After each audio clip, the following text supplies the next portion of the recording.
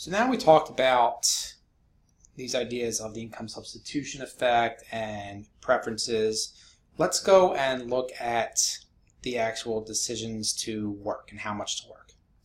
So everybody has limited resources. We have limited time and money. Now in this case, we're going to be talking about the limitations that are resulting from limited time.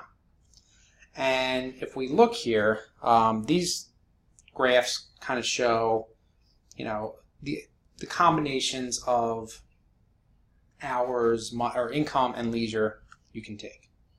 So the first thing to note is in the graph setup here, on your x-axis, you have, on your y-axis rather, you have your income, and on your x-axis, you have leisure and labor.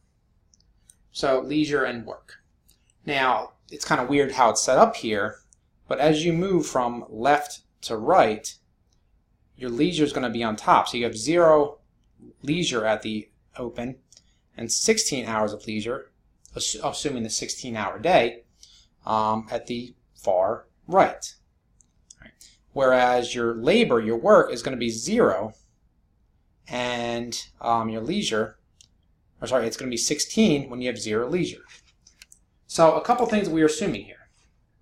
The first is that a person only has labor income, and we'll ease that a little bit later. We're assuming an $8 an hour wage.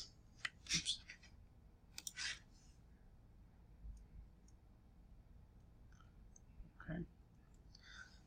And we are assuming that your labor time and your leisure time, you only have your 16 hours in a day. Okay. So there's a couple of things to note here. So we see our indifference curves here.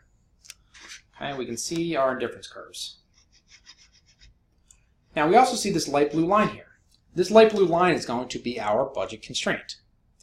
Now there's a couple things. The easy way to look at this is the endpoint. So let's first say that your leisure equals 16. And so because of that, your labor equals 0. So we're at this point here. Now, when that's the case, well, you make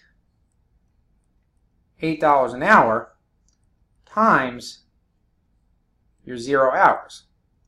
So if you're taking 16 hours of leisure and 0 hours of labor, in that case, your income is going to be 0.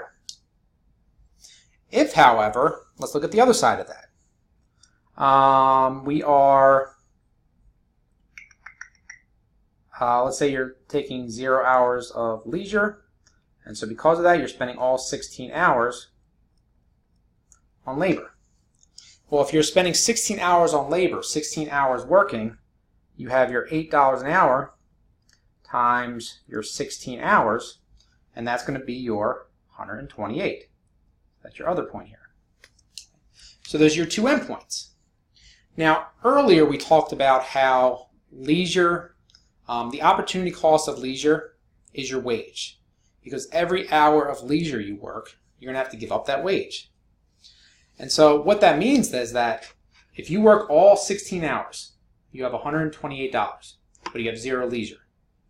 If you work 1 hour, right, you're going to be giving up that $8 that you would have made in that 16th hour. And so if that's the case, when your leisure is 1, so your labor goes down to 15, you're going to have $120. And so with that, the slope of this line is minus the wage. Every hour of leisure that you take, you will be giving up 1 hour of labor, and so the money you would have made within that labor. Okay? And so now we look at how it's constructed. So we solve this.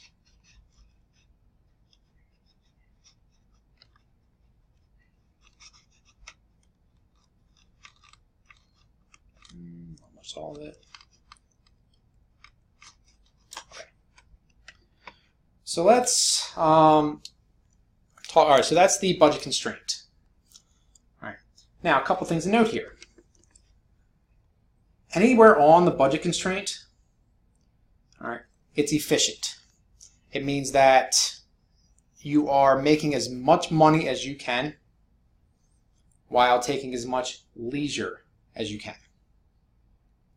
Any point outside of it is unattainable. Okay? So, for example, if you are taking 7 hours of leisure, your labor time is 9. And so 9 times 8 is 72. It says point N here. You can't be at this point here, right, which may, let's say it's 7 hours of leisure and $100. Okay.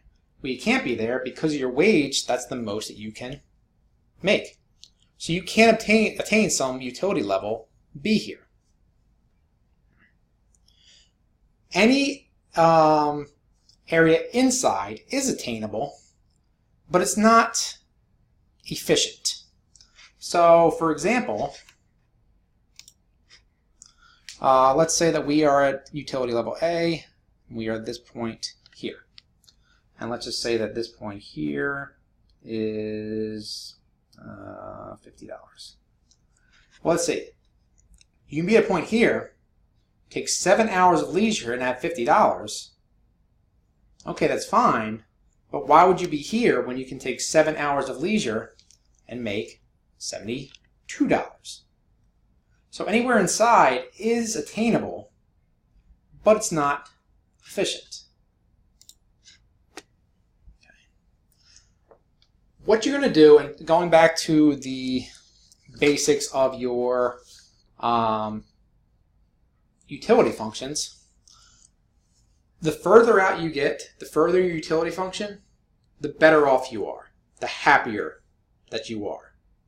And so what's going to happen is that you are going to keep moving out as far as you can. And let me do this. Let me insert a shape. Let me see if I can get this pretty close here.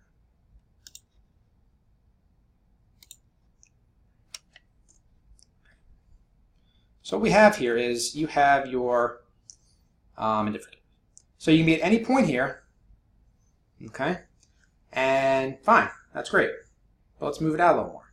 All right, let's move it to this one here. Now, points L and M are both on the function, but it's not the best way to go. Because you can also move here, have 2 additional points, one here and one here. They're both still on the budget constraint, but the utility function is further out. So basically what you want to do is you want to get that utility function as far out as you can while not going past the budget constraint, which is right here, which is your point N. This is the point that people will choose. This is the amount of time that people will choose to work given their wage. Now, when we look at this, some people may choose not to work. We had talked about the difference between people who were leisure lovers and money lovers. So people who have a heavier preference for leisure are going to have these steeper indifference curves. And when that happens, okay, and by the way, a good trick for this is that the more it points to that whatever axis it is, the more preference there is for it. So the steep one points more towards the x-axis. These people prefer leisure more. The flatter ones point more towards money, and so there's a higher preference for money. Okay. But anyway, in this case, again, you're going to keep going out as much as you can while still being inside. In this point, we're at point D. So people are at a corner solution here. They don't work at all.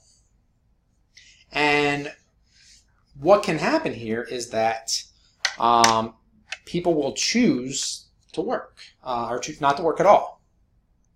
And what tends to happen is that the flatter people's indifference curves are, the more they tend to work, because that's less value that they put on leisure time. Whereas the steeper it is, the less they're going to work, because they put more value on leisure time.